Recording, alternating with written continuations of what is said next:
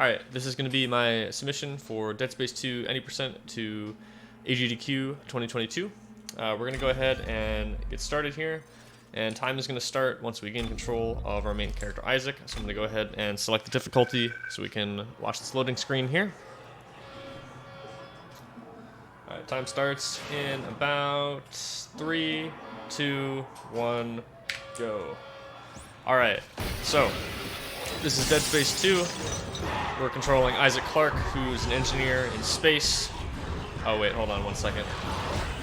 Oh, we made it! Okay. There's one really funny thing that can happen there where that chair can block you, and if it does, you gotta restart from the checkpoint, but fortunately we made it past. Like I was saying, playing as Isaac Clarke, the engineer.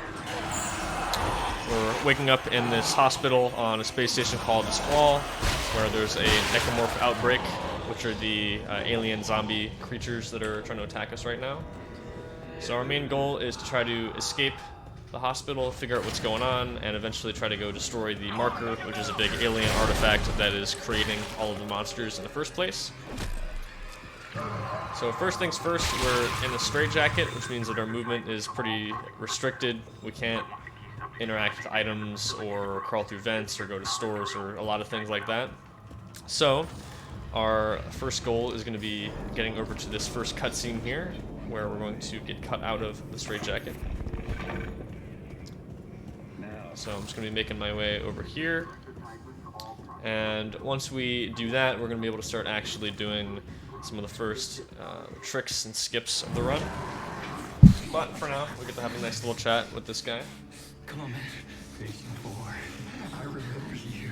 So if you've seen a speedrun of the first Dead Space game, then one thing you might notice pretty soon is that this run is a lot different than that one. There are a lot of physics-based glitches that are pretty similar, but the guns don't have collision in this game, meaning that we're not going to be pulse boosting, but there are a lot of different tricks and glitches that we can do. There's a bigger variety of things you can do in this game. So I'll start explaining one or two of those things coming up after this. So first things first, he's going to tell us to grab some items out of this locker in a second here, one of which being the flashlight. And once we pick up the flashlight, it brings us out of the cutscene, and it turns out if we open a certain tutorial multiple times, we can do it as many times as we want, each time it'll spawn the flashlight in again, and picking up the flashlight will then skip whatever animation or cutscene that you're in. So we're going to use that twice to skip two pretty short cutscenes. I'm going to grab that real quick. I won't be needing it anymore. Alright. So now we've got the flashlight, we're cut out of the straitjacket, so our movement is a bit faster now, although we have pretty low health, so we're not going to be running quite at full speed just yet. We will be picking up a health pack pretty soon. This is Dana. She's a character that's going to be helping us out a little bit. She's actually going to betray us later on. Spoilers, you know. But we're not actually going to see very much of Dana. We'll be skipping a lot of the dialogue between her and Isaac. Two quick things coming up. I'm going to be holding aim while doing this tutorial here to skip the animation of using the locator. And then I'm going to climb on this table here and make it onto the second table. And skip a little bit of running and a jump scare in that room. Alright, so I'm going to be opening up the Restore Health tutorial, which will let me spawn the flashlight, and right there I pick it up. So what happens is when I close that tutorial, the flashlight spawns back in the original position, but I can grab it from anywhere on the map. So when I interact with it, it just skips that animation in the shower. And we're going to be doing a similar thing coming up here.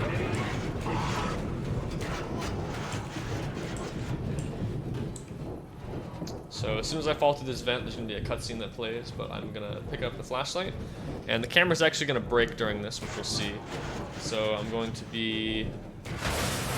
Oops. Get down there. There we go. So I need a checkpoint restart to fix the camera there, and we'll just respawn right here. Which leads me actually to another thing I wanted to explain, which is you'll see I have my timer showing on the screen right now, and this game is normally timed in-game time, so loads and pauses are removed based on the auto splitter. So obviously, since marathon settings are real time, That's all been factored into my estimate and everything. But there are going to be a couple places where I'm actually going to be doing some strats or just different movement through rooms that's actually a little bit faster in real time compared to in-game time. So things that you would see that'd be slightly different than what you would see in an actual run. There is one point of the run where we actually are going to be using the timer for a specific trick. So obviously this live split wouldn't be showing if this were in an actual marathon setting, but I will have it up anyway just so I can see it at the very least. Also, this is our friend Steve, the slasher. We're going to be pushing him into this room. Now, he's not normally supposed to be in this room, and he's going to try to walk to the next room. But if we keep him in here long enough, he'll eventually just give up, and his AI will just reset to a default state where he just sits there and doesn't move. So we're going to have him hold that door open, which is going to be pretty important. Calm down. So, like I said, no pulse boosting in this game, but there is one glitch that Dead Space 1 doesn't have, that this game does have, that is pretty broken, and that's deloading the level. So, the game can only have so many things loaded at once, so if you try to load some things in while maybe some previous rooms are still loaded in, it will cause some kind of weird things to happen, like sometimes unloading some of the rooms, just to save up on, you know, memory or optimize the performance of the game. So, this one is a little bit more complicated, but essentially, we had him hold that door open while we went to go visit that other area, and the effect is that now this area is deloaded. And while these areas are deloaded, the doors don't have collisions, so I can just walk straight through them. But I do need to open this door. And the effect of opening that door, because doors change the loads, is that this elevator, all the way over here on this side of the room, is actually going to lose its collision, which is really useful to us, because that means we can get out of bounds down here. And I'm going to be doing a line up here to make sure it looks good. Make sure I get the right line up here. And now I'm going to be trying to mash the interact button while pausing. There we go. So I opened a door as I fell through the air, which put us in the boss room for Chapter 1. I'm going to hit a checkpoint and restart so we can actually see what we're doing here. And now we've pretty much skipped all the way to the end of Chapter 1. Just got to finish off this boss fight real quick.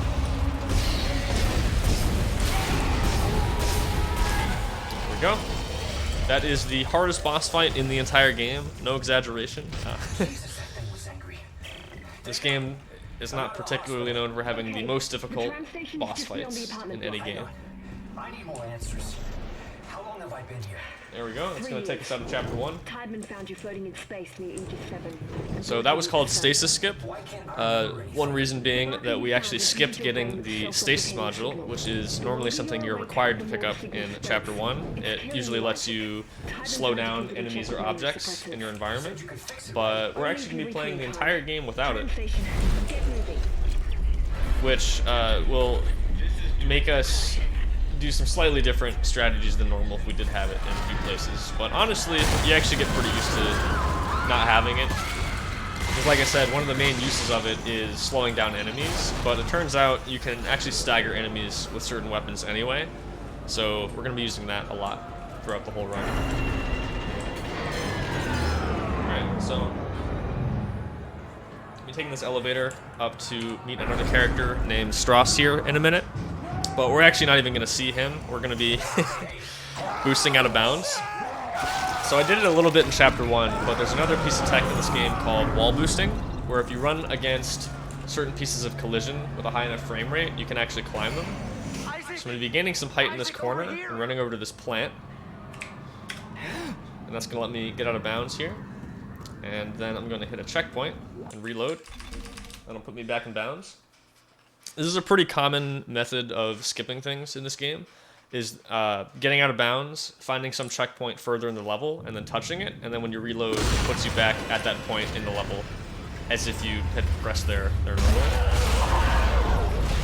So unlike Dead Space 1, where you're in one level at a time and you have to complete a bunch of objectives, which then unlock the exit, in this case, we're pretty much just on a straight shot to the end of the game.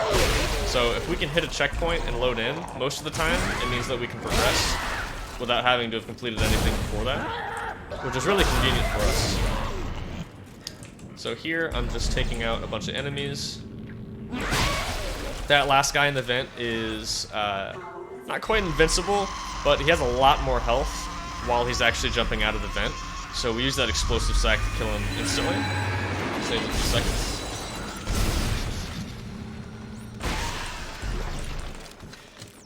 Alright. So I'm picking up as many extra drops as I can, whether it's ammo or health packs, because I'm gonna need to sell a bunch of things to afford some weapons in the next level.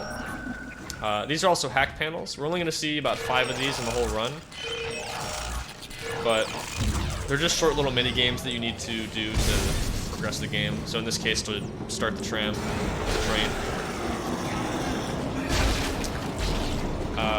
Oh, I didn't get the chance to explain this earlier because chapter 1 goes by so quickly. But one effect of doing stasis skip is that we actually have infinite reloads right now. And the reason for that is when you first get the plasma cutter, the game gives you the ability to reload infinitely, regardless of whether you have ammo in the inventory or not. And the reason for that is normally to progress to that room, you have to shoot an enemy on a table that then gets rid of an invisible wall that lets you leave the room. But if you don't do that, you're not able to leave normally. So they just give you the infinite reload so that you don't soft lock yourself.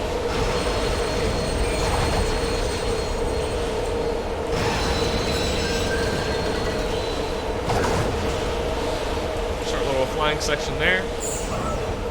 So normally we would checkpoint restart after this quick time event ends to put us a little further into the train. But again, since we're trying to be as fast as possible RTA, we're going to be not doing that and just shoot that exploder instead.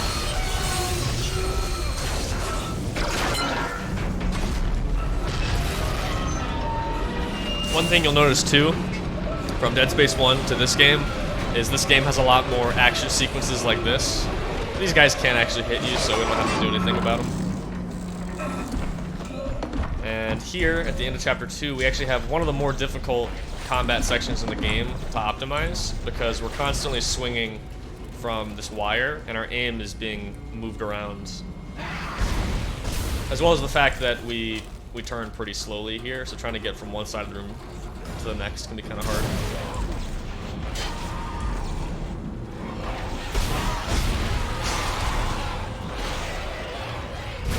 That wasn't too bad.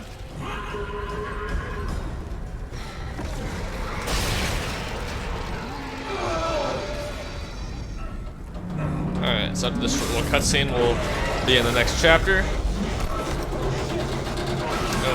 In the story right here, we've been sort of derailed from our intended path that Dana set out for us, so we're gonna have to take a little bit of a detour through the residential sector of the ship.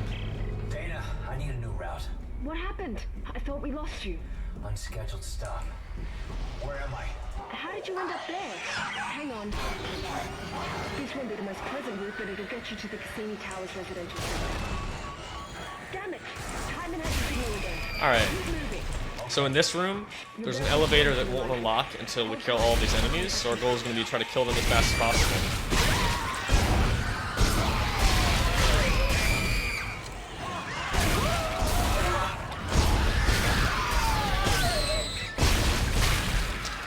Very nice. This slasher here actually doesn't count towards the clearing of this room at all, so that's why I saved him for last. We can't. I think we're tracking our signals. And now we're gonna do a little bit of shopping. They're coming back to me. So I'm gonna sell this item I picked up, and then I'm selling all of my ammo, because with the infinite ammo glitch, I actually can't use the ammo even if I wanted to. If you reload, it just doesn't pull it from the inventory at all. So that means that effectively the only items we can really consume in the whole game are health packs now, because we're not going to be using power nodes to upgrade anything at the bench, and we're not going to be using ammo, and we can't use stasis packs either. So that pretty much just leaves credits, which is the game's money, game's currency, I mean, and health packs. So, yeah. He murdered his own wife and child. Although it is still good to grab ammo because we can sell it. So I guess in a sense, we're using it. It's just not really a consumable.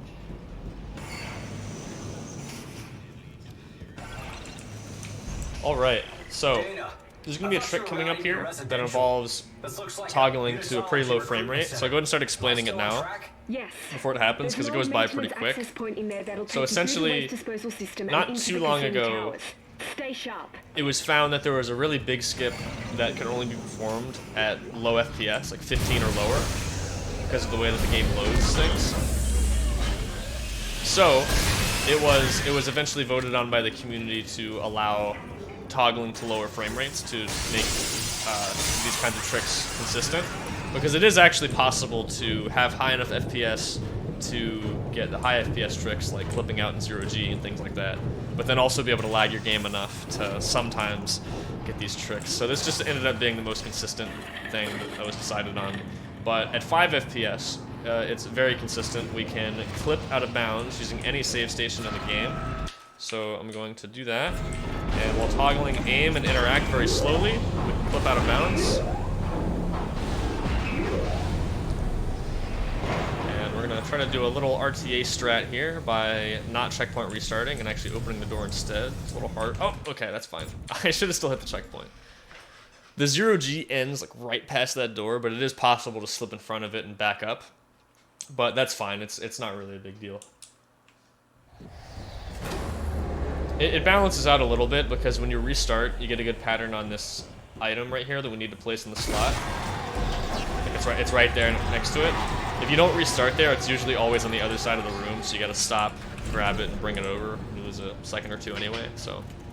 Like I said, not a big deal, but whenever I do RTA runs of this game, I always try to go for that, just in case. If you fall back and open the door, it just loads in around you without having to watch the loading screen. But like I said, not a huge deal. You're going to see a couple other instances in the game where we're going to be toggling to a lower frame rate. I think maybe 3 or 4 across the whole run. Most of them aren't that big. It's mostly the one at the very end is the big skip. Alright, so figured we could explain deloading a little bit more now that we're here, because we're going to be doing another trick using it. So before, we used an enemy to hold the door open, ran over to load some other stuff in, and then came back to get a deload. This time, I'm actually going to be interacting with this elevator button from outside the elevator. And when you call the elevator down, it unloads the top floor, but since we're up here, we can just fall down. So, this one's pretty small, only saves a few seconds, but let's just hit that checkpoint down there and skip the elevator ride. Got another combat section here. It's random which enemies you get, so hopefully we get exploders. So those are the guys we won.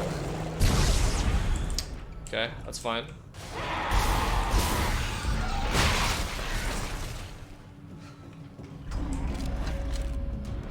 It's not the worst pattern you can get, but ideally you don't want that slasher to jump out pretty late there. Best pattern is 3 exploders in a row. That's very, very quick. But that's one of the only places in the game where you can really lose a decent amount of time based on enemy spawns. The game is overall really consistent. There's not a ton of randomness besides, you know, the hacking mini games, and sometimes you get some weird enemy patterns. But even with the hacking mini games, we only do 5 of them now. And if you watch a glitchless run, there are a lot more of them in the game than just 5. We skip most of them. Alright, another really big skip coming up here before we get a little bit of downtime. So first of all, this level has a lot of fuses you can break to backtrack to other parts of the level by unlocking locked doors. But I can actually clip my gun through the wall there and blow this fuse up from the other side, which lets us take a little bit of a shortcut into this room. And now we're going to be doing something called a floor clip using some items. So specific items like this one. Oh wow, that was really good. I kind of wish I got ones like that in my my normal runs. Yeah, that was really fast. But essentially, what happens is if you stand on items that have certain collision where they push you away, but you stand on top of them, it can actually push you through the floor instead. Let me just make sure I get this. All right, and the second part here, you may have seen me do something like this earlier in the run, but if you stomp off of a ledge, which is called a stomp launch, you actually get a bit more distance than just running off for some reason. You get a bit more speed. So a lot of things just happened there, but we stomp off, get more speed, open a door to load us back in, and then using the javelin gun, we can one-shot this mini-boss. So this is actually chapter 5. We started in chapter 4 just about a minute and a half ago, but chapters 4 and 5 are actually one level, or the game considers them to be one level because they're all loaded at the same time. So that door is in chapter 5, but if we open it, it just loads us into that room in chapter 5, and it happens to be right next to that room in chapter 4. So we just jump down and hit that, and here we are.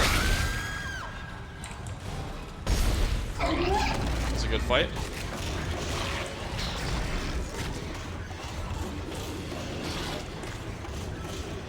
What's happening to you, Isaac? Alright, very nice. You tried to kill yourself. Why do you think that is? Yeah, like I said, the reason why I was so surprised by that floor clip is it can be a little random whether the table lets you through or not, or how fast it clips you through. So usually you're not going to see it that fast, but like most of the time it's at least a few seconds slower, I would say. Sometimes it can troll you a little bit and it'll take you a while to clip through, but it's not as bad as a lot of other tricks can be, honestly. There are a lot of tricks in this game where if you're not careful it can lose you a minute or two for each miss. But fortunately, most of the ones that lose you that much time are pretty consistent, especially if you take them slow. So when we get to some of those, I'll be taking a little bit of extra time on those. Let's grab that. This is going to be a schematic for a gun that we're going to need for the next level. And grabbing the schematic there lets us buy it in the next chapter, otherwise it doesn't show up till later. And we need it for the next level, so that's why we're picking it up there. Alright, so like I said, we really didn't see that much of Dana. Here she is betraying us now. Only no less than 20 minutes later. Why can't everyone just leave me alone, huh? You're a dangerous secret, Isaac. EarthGov won't leave you alone because they're afraid you'll destroy their marker. So yeah, this is a pretty good After all, section of you did downtime build it. in the run. It's the first really big Well, that's why we brought you break here. in the run. There's a lot of build action, markers for lots of us. little things to Spread glorious explain, intelligence to the you know. entire galaxy. You people are unbelievable. Dead Space 1 has a lot more like Oh, really we don't big wanna kill you, Isaac. tricks, and like, well, I guess there's a lot of like little optimizations too with you know, with pulse boost and stuff, but this game definitely has a lot of like, it just has so many little things that are going on, and it uses so many different glitches and things. It can be kind of hard to explain all in one go, but yeah. The last thing we want is for him to die. So Dana and her crew are gonna have a not so great time when faced with this EarthGov gunship here. One other aspect of the story I don't know if I mentioned earlier was the director of the ship, Tideman, is trying to kill everyone, all the key subjects as they're called, like Isaac, the people who helped make the markers in the first place. So that's why this person's trying to murder us right now, but we make it out okay. And then we meet our friend the Tormentor here. This is another mini-boss.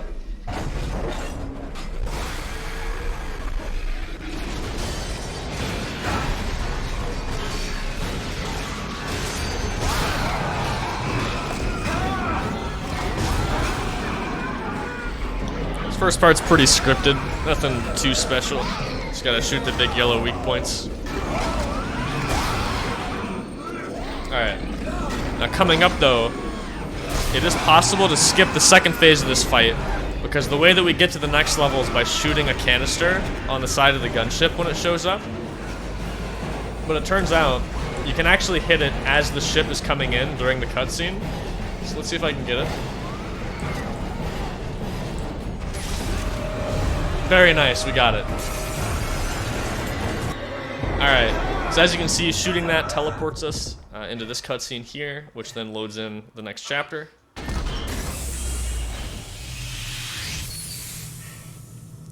And a fun little side effect is it breaks the camera for a little bit, allowing us to run around. And doing any action that changes the camera, like aiming there, will fix it though, so not a big deal. Look, it's over. But you can actually run to the next couple rooms while leaving the camera there, and you'll just see the room deload, and Isaac's, you know, you won't be able to see him in the distance. We can tear it down. You mean the marker? This is our friend Strauss. We gotta wait for him to finish talking before we can get to the next room. Government sector, but we have to move now. Now. Because time is running out for me and for us. Strauss, where you going? Alright, so once this video log ends, we're able to progress to the next room. So this level is very similar to Chapter 3.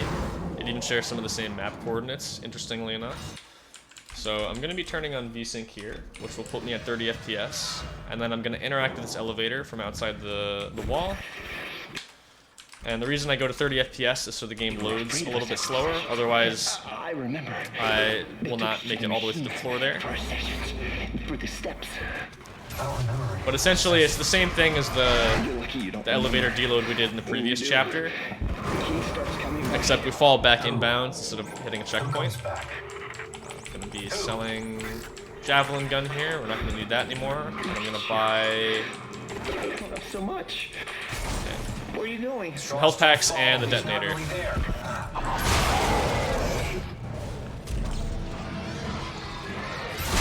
Nice. These guys called Leapers can spawn at random times, and we actually want them to spawn early like that, so that we can get to the store on time. But the reason I did that elevator deload was just to skip a conversation with Strauss, because normally, if you get in the elevator, it won't unlock until he's done talking to you. So even if you get in right away and you reach your destination in 2 seconds, you still have to wait the full half a minute for him to talk before the door unlocks. There's a lot of elevators like that. Like that first store visit we made, it was the same thing. If you get in, you'll get to your destination in like 5 seconds, and then you just have to wait for, again, Strauss to finish talking. Alright, don't have stasis here, so I'm gonna hit this guy on the chest, stun him, get that elevator as fast as possible. Very nice. Isaac, the steps. He wants me to follow the steps. Step 1, crawl into the dark machine. Alright. Strauss, calm down. So I would say Chapter 6 definitely does have the most downtime in the entire run. It's a lot of elevator rides and just exposition for the story, meeting a lot of the characters and just progressing the story a lot. That doesn't mean there aren't any tricks that we can do, however. That elevator trick was one of about, I'd say, 3 skips in this chapter. I would say this is probably still the chapter that most people are still wanting some skips, as it's now the longest split in the entire game. And even though we've broken it quite a bit, it is still very long. But we're getting there. So these guys are called Stalkers. They wait around and after a random amount of time charge you and try to hit you. So I'm just placing a mine there, just in case one of them runs a little early. And the nice thing about the detonator is you can shoot some mines down and lay traps. So that's what we're doing there. Make sure that guy didn't hit us. You can get past there if you get a fast enough hack panel, but it's a little random. If they decide to charge as fast as possible, you pretty much can't get past it even with a fast hack. So it just makes that part a little more consistent, which is nice. Alright, this is going to be one of the other main characters of the game, Ellie. Like Dana, we are going to be skipping a lot of character development between these two. You stay back. Skip a lot of cutscenes with her. You want to talk? You talk from there. Don't say you're gonna help. But essentially, she's a pilot, and all her crew got taken out, and she's trying to escape. She does not trust us at all when we first meet her. You try it. The both of them later become really good friends and work together, try to get to the government sector and try to escape. Look, I think we got off to a bad start here. You'll see, at least in this run anyway, that relationship develops very quickly with very little interaction. What do you want, Isaac? I'm trying to get to the So yeah, not much we can do to skip these first 2 cutscenes here, but like I said, a lot of them later on we're gonna do our best to skip. To do? Hey, I can help you. Besides, we got a better chance if we stick together. Don't you agree? It's not a chance, Isaac. Other people are just a liability. I'll release the door lock. But after that, you're on your own. And please, don't Oh, you know what? I forgot to mention this earlier, because like I said, there's so many things that happen in Chapter 1, it's hard to cover it all in, in 4 or 5 minutes when all of it goes down. But you might notice that we're still in the suit we started with at the very beginning of the game. It's called the patient suit. And normally, you are required to change your suit and get the engineering suit in the first store of the game. But since we skipped that first store, we can actually keep this for the entire run. Which, besides just looking cool, being a nice little bonus, doesn't really do that much for us. It does give us unlimited air in areas where otherwise we'd have to have an air meter. For any percent, it doesn't really matter that much. In hardcore, the hardest difficulty, it actually does, because there is a trick in that run that actually requires you to have infinite air, otherwise you'd die. Alright, so we're going to be skipping the gym here. The little trick I just did was I opened the door behind me and then opened this door, and opening them in that order actually unloads this room. So again, this is another deload. And like I mentioned before, one of the effects of deloads is you can walk straight through doors, including locked ones, because they don't have any collision. So we're able to skip that entire room, just saves a few minutes over doing a hack panel and then a pretty slow fight. Still in denial? Alright, now we're going to put Nicole in timeout. This is very important to the run, you know. It's good for RNG manipulation and all that and good stuff. Here I am.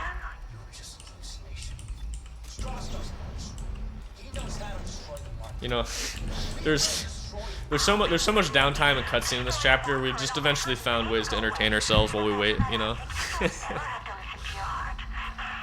didn't get a great timeout there, but if you do it right, you can get it to stay and perfectly balanced on top of your head. But it's a little difficult to do. All right, and now speaking of downtime, we've got the longest elevator ride in the entire game. I believe this takes almost a minute or more. I don't know exactly how long, but it takes a while. Ellie, take it easy. His name is Strauss. I know him. He looks twitchy.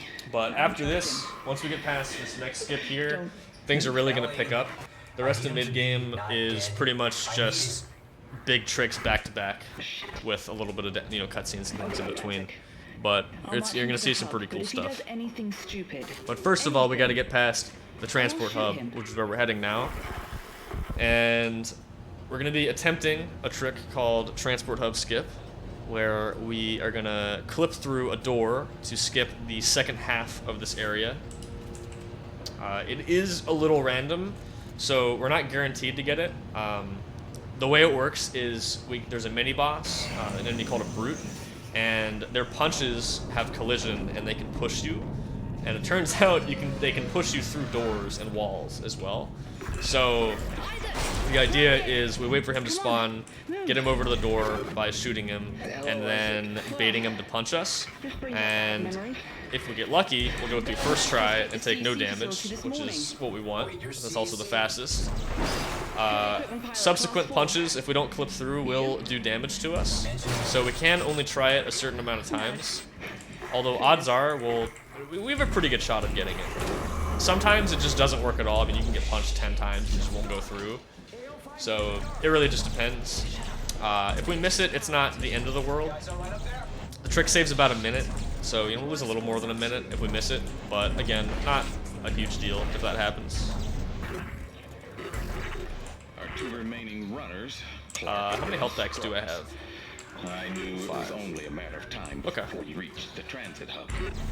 You would find So we don't have stasis, which we used to use for this trick, but fortunately, the game gives us a stasis canister. So when you throw these at enemies, it freezes them for a little bit, slows them down. So that's going to be important. I'm going to wait for this guy to jump down over there, shoot him 3 times to try to get the fastest charge animation, and then just, see if we can get it.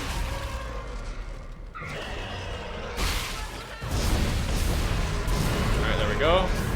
2, 3, 4 charges, and then I'm gonna wiggle my camera here and attempt to make this a little better. Nice, very nice. Okay, first try.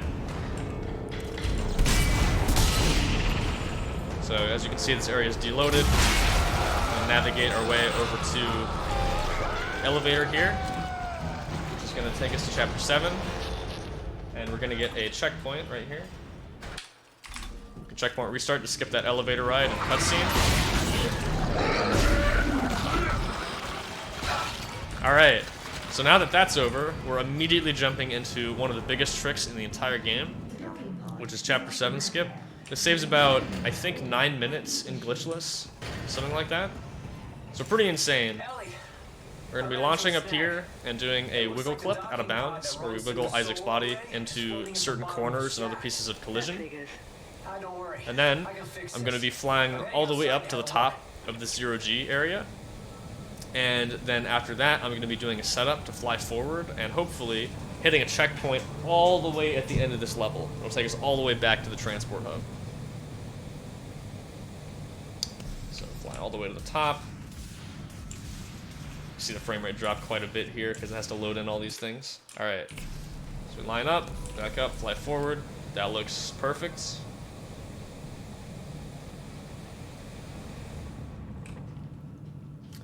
Gonna use background as a visual cue to see if I've fallen far enough. There we go. Really nice. So, if we did that right, we should be at a different checkpoint now. We got it. Let's go. Ellie, where are you? Right outside. Hurry! Another short little trick here. I'm going to hit the trigger to start this auto-scroller, but I'm not going to hit the trigger to lock the door so I can get back into this area. So this whole sequence needs to play out before the next door can unlock so we can progress. But we can let that go in the background and we can do a little bit of shopping.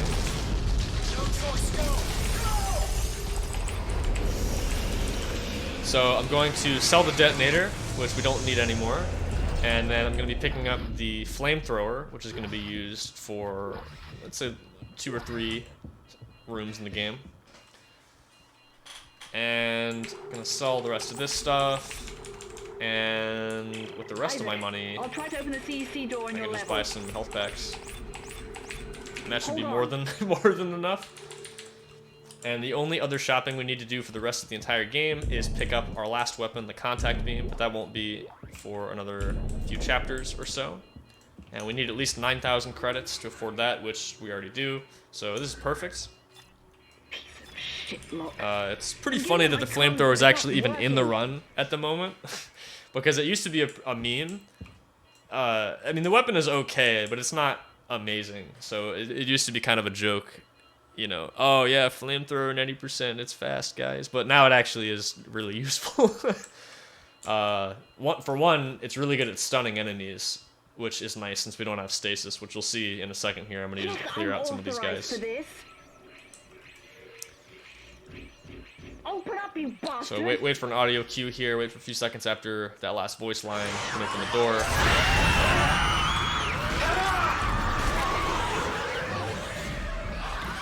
And if we time this right, this should open pretty much right as we get over here, like that. And now we take the elevator to Chapter 8.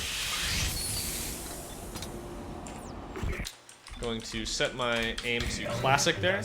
See, it gives me these little beams. Going to be using that for the next 2 really big tricks. It's gonna help us do some setups. And I'm gonna want mine gun. I was right here this morning with a crew of 30 people. There we go. But we were overrun. So yeah, like I said, the rest of mid-game, it's gonna be a lot of stuff like this. Huge trick, short cutscene, huge trick, another cutscene. That goes on for a little bit until we get to late game. And once we get to late game, things are gonna pick up even more. I think late game is the shortest out of early, mid, and late. It goes by really quick. Usually there's 5 chapters, which used to be 5 splits. We've cut it down to 3. Another fun fact is, out of the 15 chapters, there is 1 chapter, which is number 14. It's the only one in the game that we never even enter. Most chapters we skip most of. We still enter the beginning or the end of it at some point, but chapter 14 we don't even see at all. It's pretty gross how we've skipped over some of those levels. I'll be honest. It's pretty cool. But before we get to that, we got another really big trick coming up. So this is going to be Chapter 8 skip, also known as 8+9 skip. So similar to Chapters 4 and 5, Chapters 8 and 9 are one big level. So we can actually get to Chapter 9 by hitting a checkpoint towards the end of the level. So we're going to be setting up another deload here by opening these doors in a certain order. Which lets me get into a deloaded area right here. Alright, I need to navigate this room in the dark. Need to open that door so that this area loads, and then I'm going to be setting up a damage boost to get to the bottom of the level here.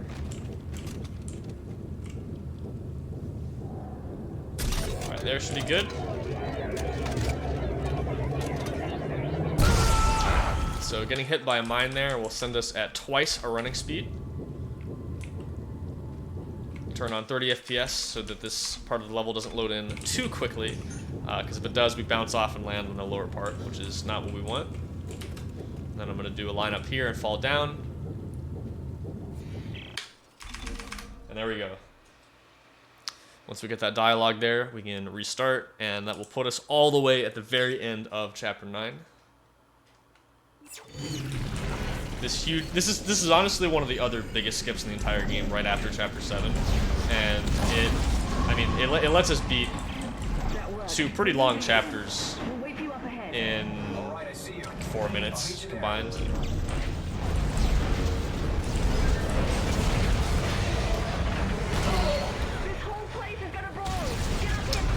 Do a little wall boost off the elevator there to skip the ride down.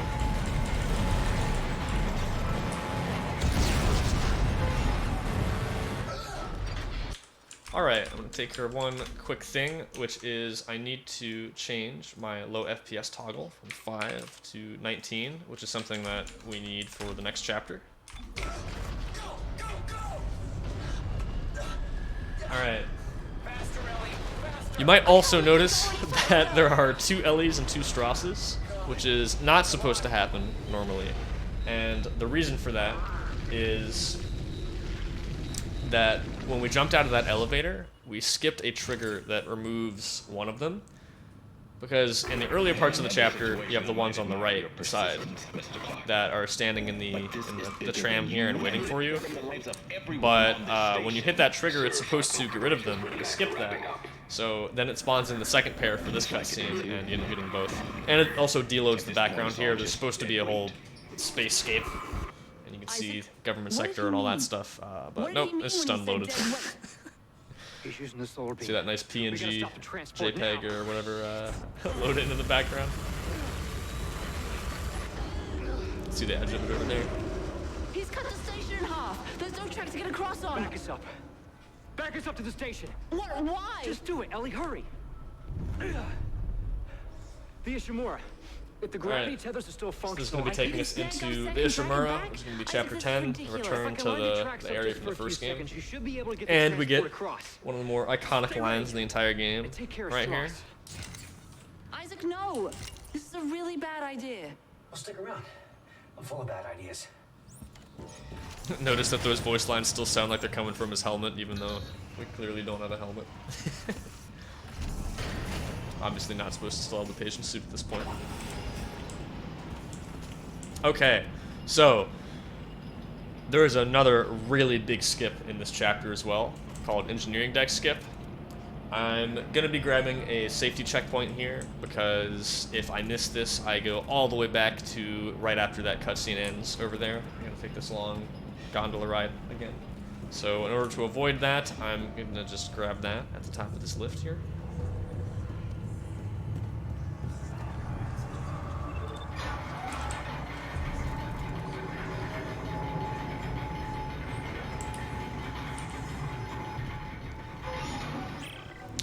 So grab the checkpoint. There should still be a computer in the flight lounge. I can check the ship's that's status just a weird little thing that can happen when you get back on the lift sometimes. You sound a Okay, little stop. nervous. There we go. Okay, I'm gonna toggle to 19 FPS. Should make getting off this elevator a bit more consistent. There we go. It is possible to turn VSync on and get that at 30, but it works a little differently, and it is much more inconsistent. At 19 is very easy. And that lets us get out of bounds over here. So normally we're supposed to go through the flight deck, then the engineering deck, and take a really long train ride all the way over to the medical deck. But it turns out the medical deck is actually down and to the left here. So I'm going to be getting as close to this ledge as possible without falling off. I need to go forward until I start sliding. Like that. And then tap back to the right until I'm not sliding. Like that. Shoot a mine right there. Aim about there. And then I'm going to turn VSync on.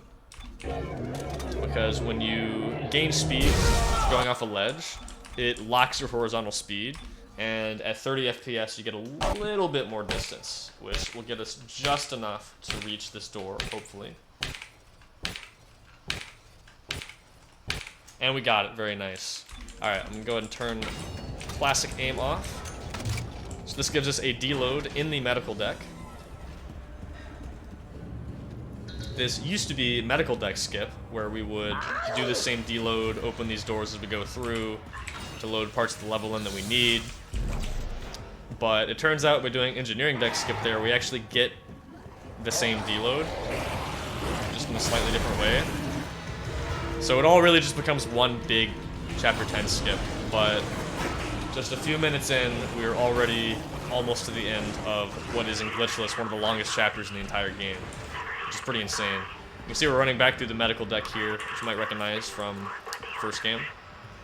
And then we're going to be flying down this tube here to get to the bridge, and then the captain's nest.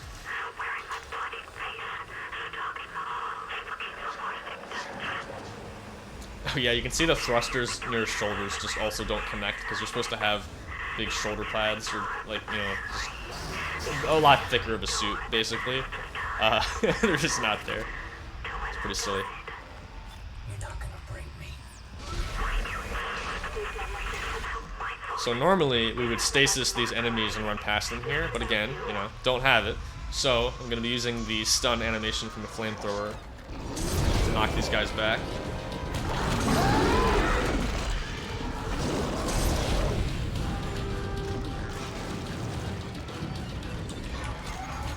Alright. Well, we're almost out of mid-game now. Just got one more little trick to do. Great.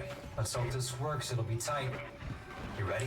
So the idea here is that we're supposed to be using this gravity tether to somehow grab government sector and drag it back after Tideman severed the tram line so that they can just barely get across, which seems pretty impossible, I don't know.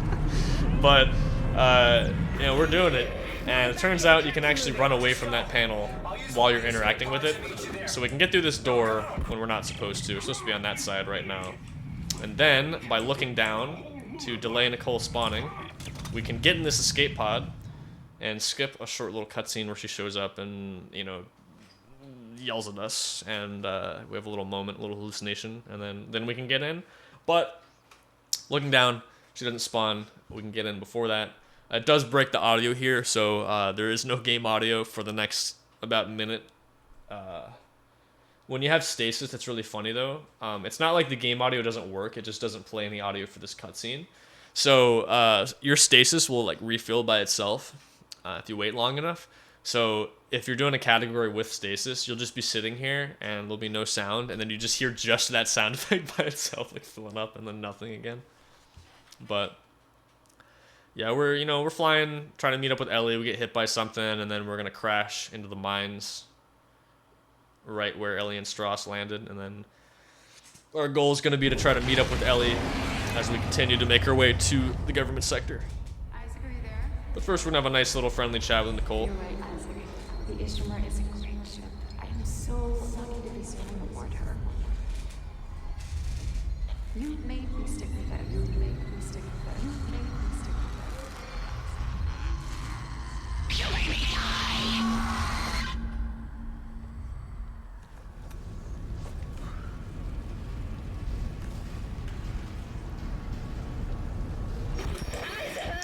And then we cut to Ellie not having a great time.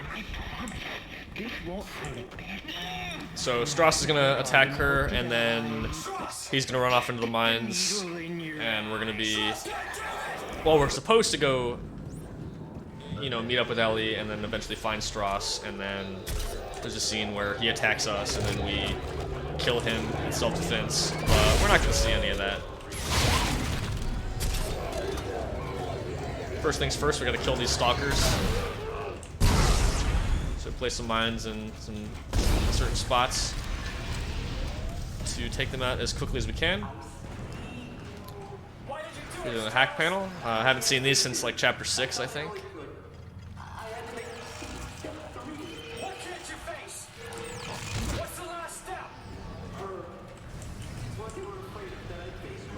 Alright, we're gonna be trying to dodge these enemies called cysts here. Nice. Gonna get some slowed movement here on this goof, so aiming with a one-frame weapon like the plasma cutter makes us walk a little faster here. Alright, so mash as quick as we can to buy the contact beam, which coincidentally ends up being the first thing on the list there. There we go.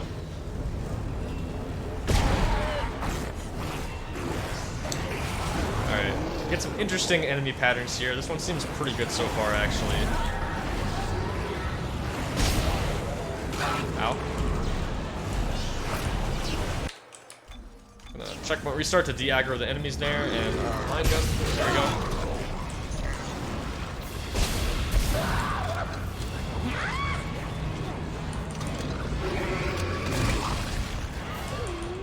Just making sure everything's reloaded here while I got the chance.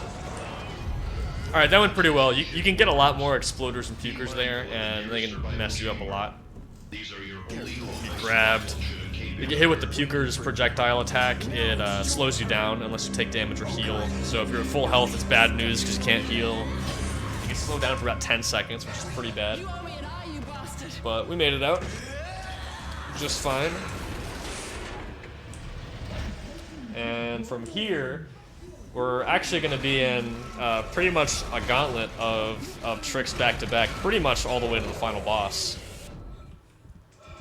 So first things first, we have Strauss kill skip, which is going to skip that cutscene where Strauss dies. So we're going to do a wiggle clip into this corner here to get out of bounds. Very nice. And then I'm going to aim at a texture in the background to fly towards a checkpoint. Let's see, it might be a little too low to get the... Oh, that's fine, okay. If I was a little higher up, I could have gotten a dialogue cue, and I could have restarted maybe a few seconds faster, but not really a big deal. One cool effect of that trick, though, is that this 0G area persists, and it overlaps with this part of the level. You can see I'm running a little differently. That means I'm in 0G. So it actually overlaps with the bottom part of this elevator shaft, which is going to be really useful for us.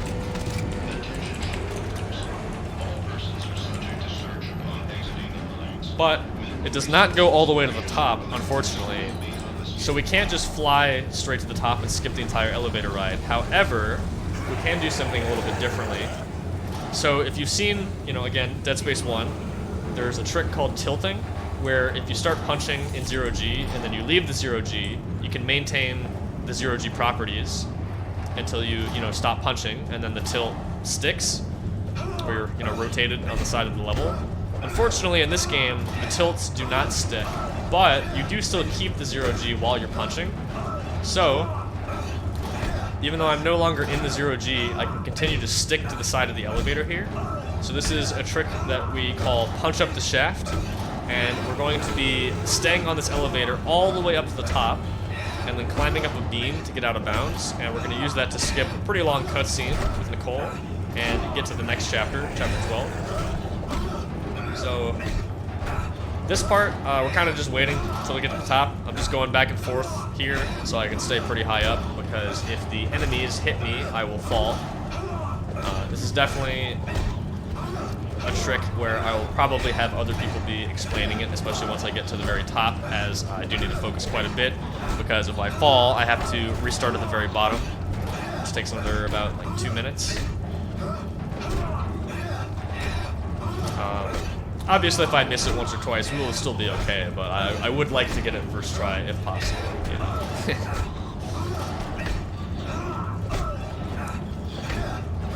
Alright. Should be getting pretty close now. We will hear an audio cue to let us know we're getting to the top. Right there. Alright. It'll be a little quiet here, but essentially we're just going to be climbing up and doing some platforming.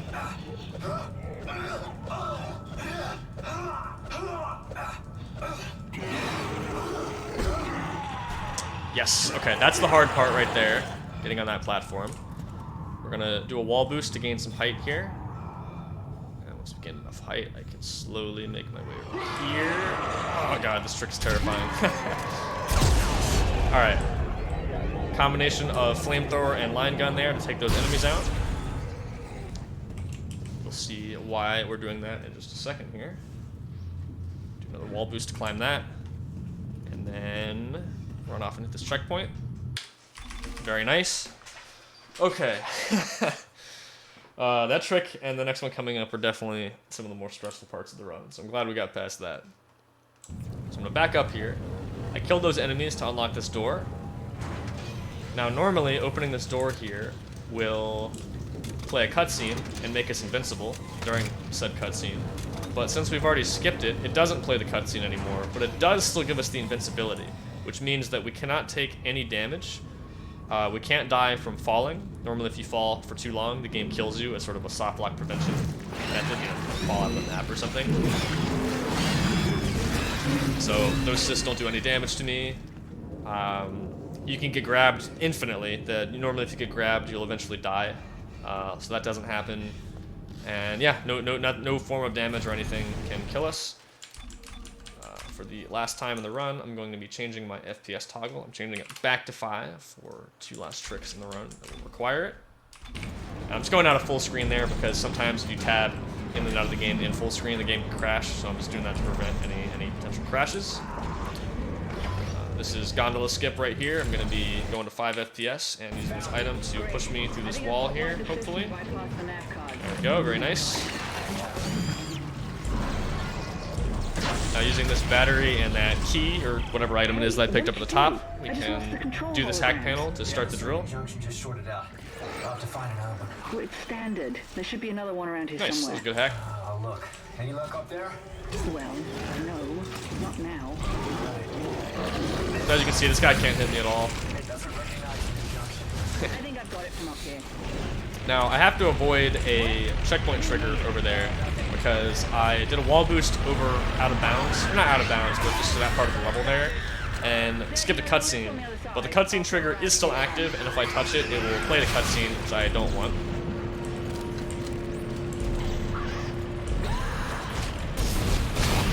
Oh, you know what? It's actually pretty humorous if you do it. I think, well, I was gonna say in the actual run I'd consider doing it. I might. I do need to grab this item though.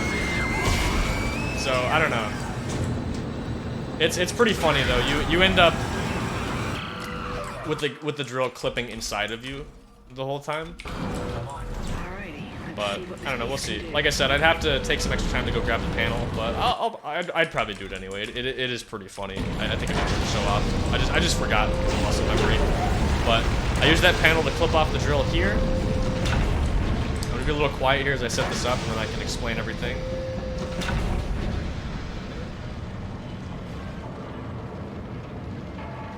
Okay, looks good. Alright. So, we've got a little bit of time to relax here. We gotta wait about 2.5 minutes. And you'll see why afterwards, but I can go ahead and really just explain everything that's been going on here, like what we're doing. So this is Drill Skip, and essentially, Chapter 12, the drill, is an auto-scroller. Once you stand on top of the drill, it will go on along its path, and once it gets to the end, after about 2.5 minutes, it will play a cutscene, or two cutscenes actually, and also load in the next level, Chapter 13, which is Government Sector. Now, the drill is above me, and it is just going without me and continuing to load stuff in Chapter 12, and like I said, eventually Chapter 13 without me. Normally, you need Isaac to touch invisible triggers or open doors or things like that to load new things in. But in this case, this is just an auto-scroller, and it's going to leave without us. So, by clipping off of it, it's going to reach the end, and we are waiting here for a certain amount of time, so that when it by the time we're trying to time it so that when it reaches a certain point and we fly forward, by the time that we fall out of bounds, it will have loaded in the next level, and we can load a checkpoint on the way down. And the reason I had to grab that invincibility glitch is because this level is really far below where the drill is. It's like 200 or more coordinates above me, and you die after falling about 80. So we use that just to circumvent the fall timer killing us. And now, I'm going to be using my segment timer here and looking for a window of about, I don't know, like 5 or 10 frames, somewhere in there. And when we hit that, I'm going to fly forward, and we will load into the next level. Fun fact, this is actually the same 0G in Chapter 11 that we were just using. Another combination of, 2 levels together that are all actually loaded as one big level. And this is actually where we did Strauss kill skip. And it gets kind of complicated trying to explain all this stuff sometimes. You don't always need to go into all this detail. You don't need to know all this stuff to understand how the trick works, but I figured we have time to explain it. Might as well. But it's pretty cool, because you have to do Strauss kill skip, then punch up the shaft, and get the invincibility glitch to even do this. So it's all prerequisites for each other, which is pretty cool, I think. Alright, we're coming up to our window here.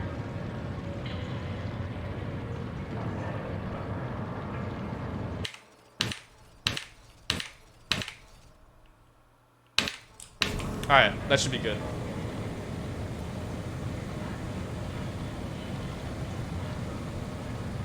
I will say, just in terms of, for if this were to get into the marathon, if for any reason I wouldn't be able to have live split up, I wouldn't have it on the stream, obviously, but I'd probably have it up for myself. If I wasn't able to, there is another version of this trick that's about a minute slower that doesn't require the timer, uses audio cues instead. So that wouldn't be a problem. I could do that as well. But if I am able to have live split up, then I will most likely go for this one, just because it's about the same consistency, and it is a little faster. And we got it very nice. So obviously, like I said, missing tricks and things like that is all built into my estimate.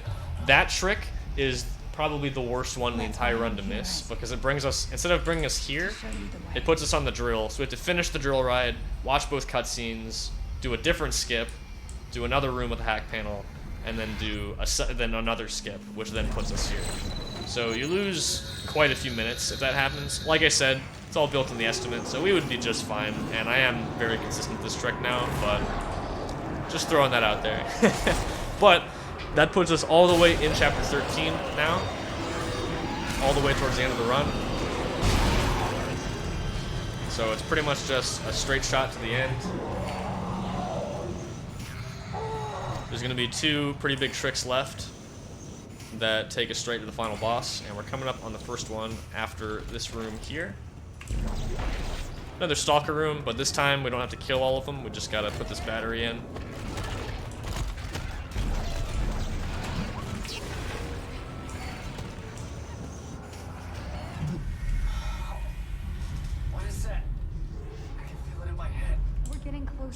Alright, so this is generally referred to as the laser room, which you'll see why in just a second here. So these are insta-kill lasers, we gotta dodge them.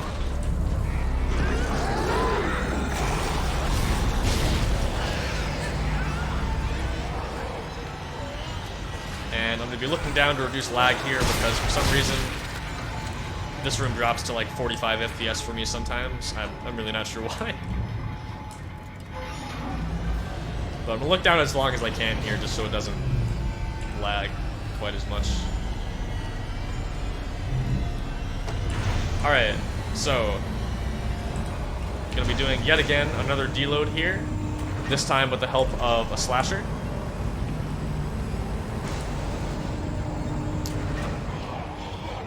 Fortunately for us, we can spawn one in by running over here.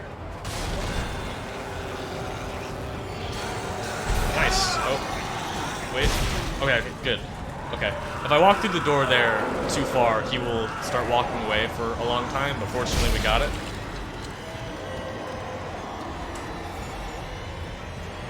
So again, similar to a lot of deloads, you open 2 doors in a certain order, and the first room gets deloaded once you open the second one, and we just use his help to keep that door open for us. And now we've got to navigate this area in the dark here.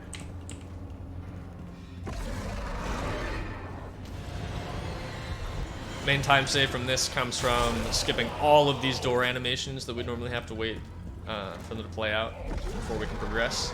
Especially these next 2 coming up here. I mean, obviously you can't see them, but there's some really big doors that take forever to open. And plus it skips a hack panel, which is always nice. Removing randomness from the run and all that.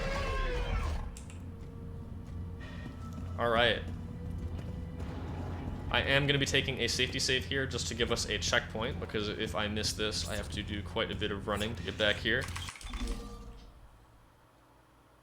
Oops. Did that actually save? I might not have saved. I think I misinputted a little bit there. That's okay though. Well, here you go. You get to experience these big doors. There you go.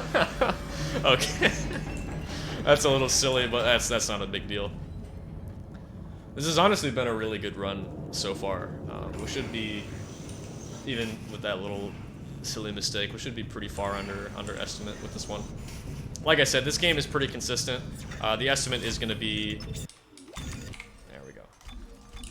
The estimate is going to be, you know, at least 10 or more minutes over world record, just because, or RTA world record, just because things like missing drill skip can happen. I don't want to, you know, lose like 4 or 5 minutes there or something. But anyway, this is eye poke skip. I'm going to be calling this elevator, and at low FPS, I'm able to get out of the elevator before it finishes putting up the invisible wall to block me, which then deloads the level. This is a massive skip. This takes like 7.5 minutes over glitchless or something crazy like that. So there's the eye poke machine up there. We're not going to be seeing it in this run, but normally you go down and get your eye poked and marker codes or something like that, you know, story stuff. But we skipped that and a whole bunch of cutscenes, and we are now all the way at the final boss. This skips all of Chapter 14 and most of Chapter 15. And here we go. We are at the final showdown with Tideman and then Nicole.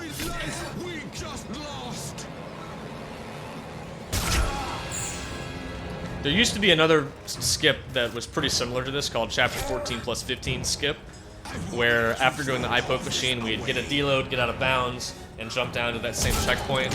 But it was, like I said, recently discovered that at low frame rate, you're actually able to clip out of that elevator and drop straight to the bottom. Oops, got a little bit of a weird camera glitch there. That can happen sometimes. Oh, and I missed. Nice.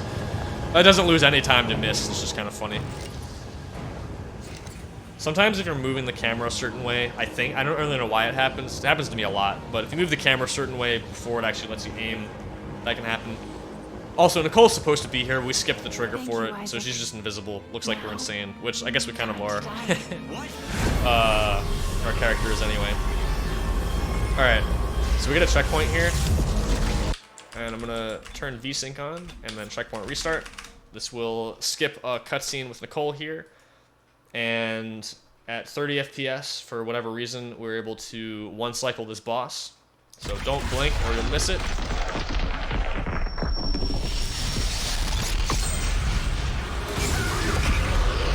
Oops. You didn't see anything. You didn't see anything. Listen.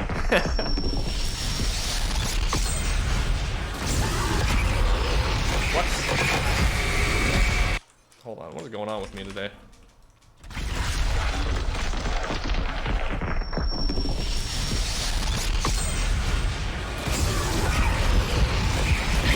There we go, come on. Alright, I think I was letting go of I wasn't charging the second shot long enough, so it wasn't firing, I think. Anyway, there you go, that's the final boss.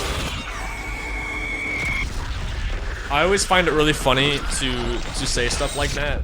Like, you know, don't blink it, the boss is really easy and all that stuff, just in case you do choke it or mess it up somehow, because then, you know, I promise I know what I'm doing, guys. Promise. Alright.